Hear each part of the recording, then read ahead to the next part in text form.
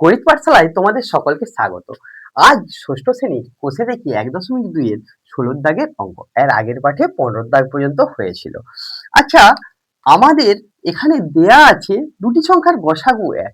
সংখ্যা দুটি কি লিখি? তাহলে দুটো সংখ্যার গসাগু কখন হয়?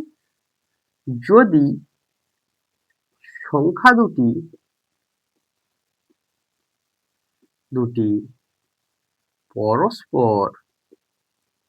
পরস্পর মৌলিক হয়। তাহলে এমন দুটো সংখ্যা লিখবো যারা পরস্পর মৌলিক। অতএব সংখ্যা দুটি হলো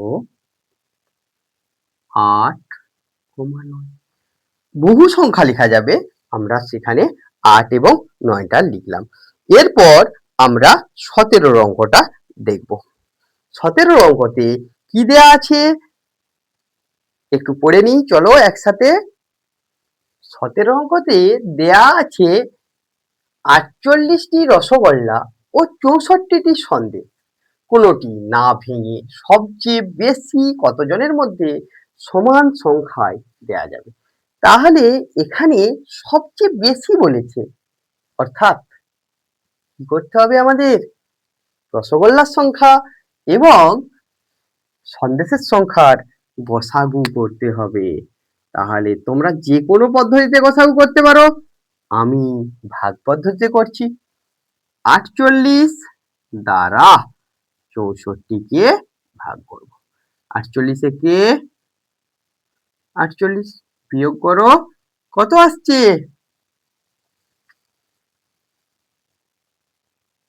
৬ আর এখানে ১। ভাগশেষ যেটা থাকবে আগের ভাজকটাকে ভাগ করতে হয় গসাগুতে, তোমরা আগেই শিখেছো। ৩১০ ৪৮। তাহলে আমাদের এখানে অতএব ৪৮ আর ৬৪-র মধ্যে গসাগু কত? ৪৮ ও ৬৪ এর গসাগু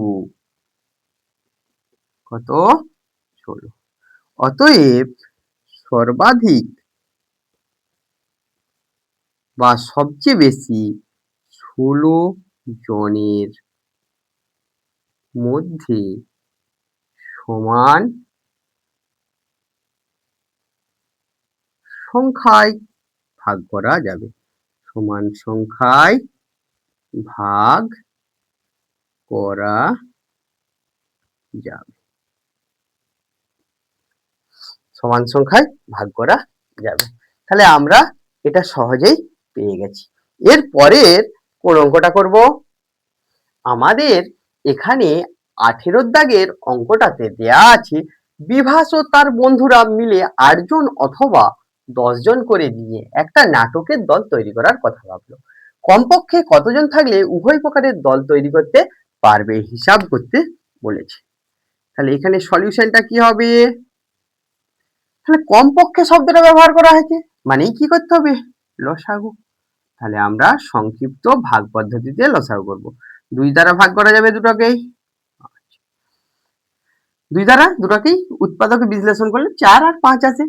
এবার অতএব ৮, ১০ এর লসাগু সমান ২ গুণিত ৪ গুণিত ৫, ৫ এর ২০, ২ এ ২০ কে ২ দিয়ে গুণ, কত আসলো? ৪০। অতএব কমপক্ষে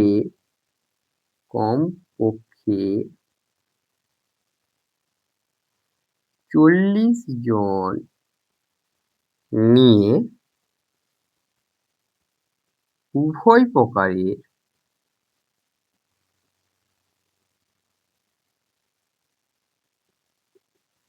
দল তৈরি করতে পারবে।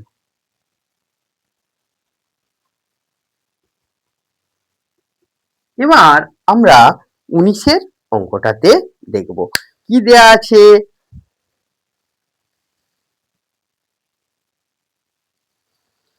১৯-এর দাগের অঙ্কেতে যদুনাথ বিদ্যা মন্দির স্কুলের ষষ্ঠ শ্রেণীর ছাত্রছাত্রীদের স্কুলের বাগানে লাগানোর জন্য পঞ্চায়েত থেকে ফুলের চারা পাঠিয়েছে। হিসাব করে দেখা গেল চারাগুলা 20টা, 24টা, 30টা সারিতে লাগালে প্রতি সারিতে সমান সংখ্যক চারা থাকে। পঞ্চায়েত থেকে কমপক্ষে কতগুলি চারা পেয়েছে? কি শব্দের ব্যবহার এখানে? কমপক্ষে মানে কি?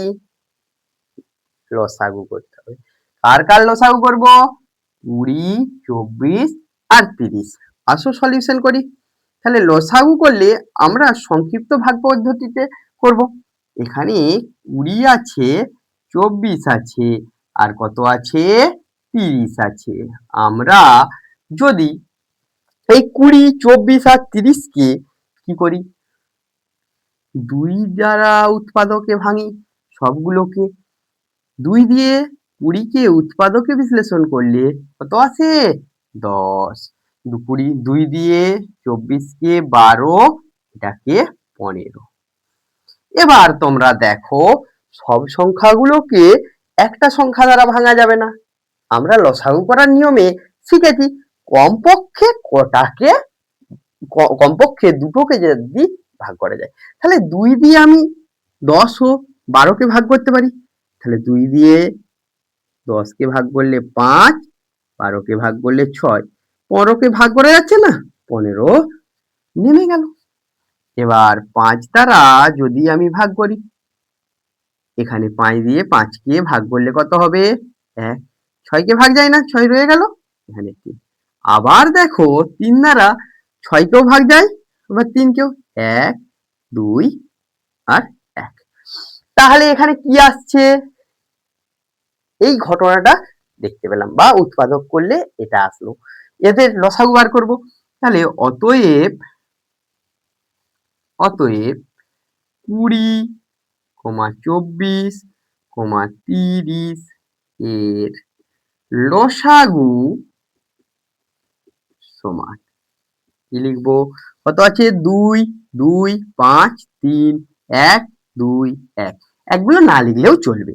তাহলে আমরা কি লিখবো? 2 গুণিত 2 গুণিত 5 গুণিত 3 গুণিত 2। তাহলে 2 2 4, 5 4 20 গুণিত 6, 6 2 12, একটা শূন্য। তাহলে কমপক্ষে কতগুলো চারা পাঠিয়েছিল? 120টি। অতএব কমপক্ষে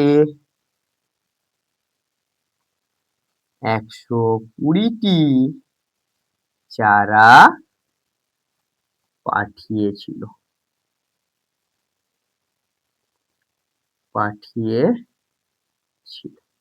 আমরা এখান থেকে বুঝতে পারলাম। এর পরের অঙ্ক আমাদের 20 অঙ্কটা। 20 অঙ্কটা আমরা কিভাবে সলিউশন করব দেখি। এখানে দেয়া আছে একটি ইঞ্জিনের সামনের চাকার পরিধি 14 ডেসিমিটার এবং পিছনের চাকার পরিধি কত দিয়েছে? 35 ডেসিমিটার। কমপক্ষে কত পথ গেলে চাকা দুটা একই সঙ্গে পূর্ণবার ঘোরা সম্পূর্ণ করবে?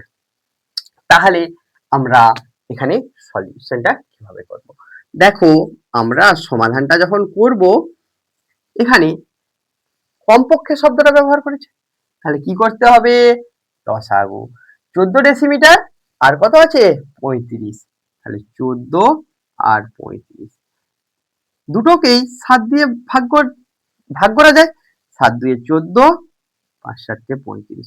তাহলে 14, 35 এর লসাগু সমান কত হচ্ছে? 7 গুণিত 2 গুণিত 5, 70। অতএব চাকা দুটি পূর্ণ সংখ্যক বার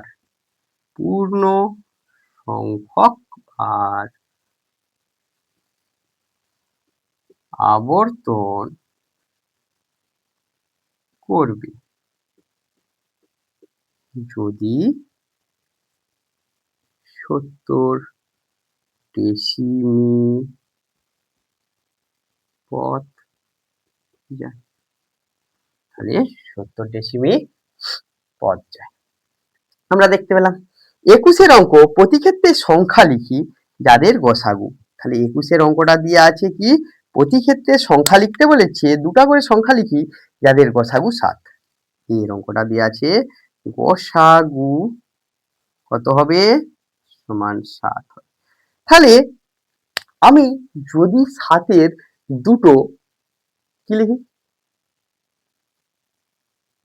গুণিতক লিখি, 7-এর দুটো কি লিখি গুণিতক লিখি। তাহলে আমি যদি দুটো 7-এর গুণিতক লিখি তাহলে তাদের গসাগু কত হয়ে যাবে 7 হয়ে যাবে। তাহলে আমরা বা 7 আর 14 লিখি। তাহলে 7 গসাগু হবে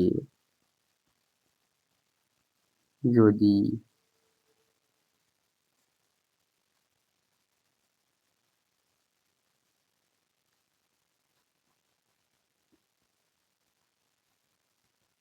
7-14 হয়।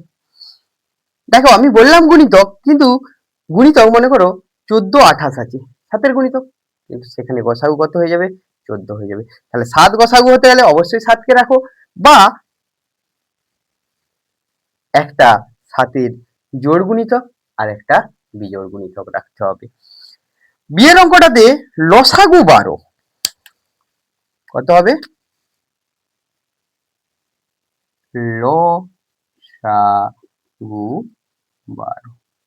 তাহলে পরস্পর মৌলিক সংখ্যা হলে তাদের গুণফল কি হয় 12 হয়, লসাগুটা তাদের গুণফল হয়। তাহলে সংখ্যা দুটি হলো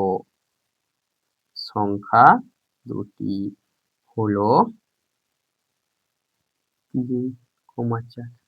এবার সি এর অঙ্কটা এরকমই অঙ্ক করতে বলেছে, নিজেরা বসিয়ে করতে। তাহলে নিজেরা চেষ্টা করো, যদি না হয় কমেন্ট বক্সে জানিও।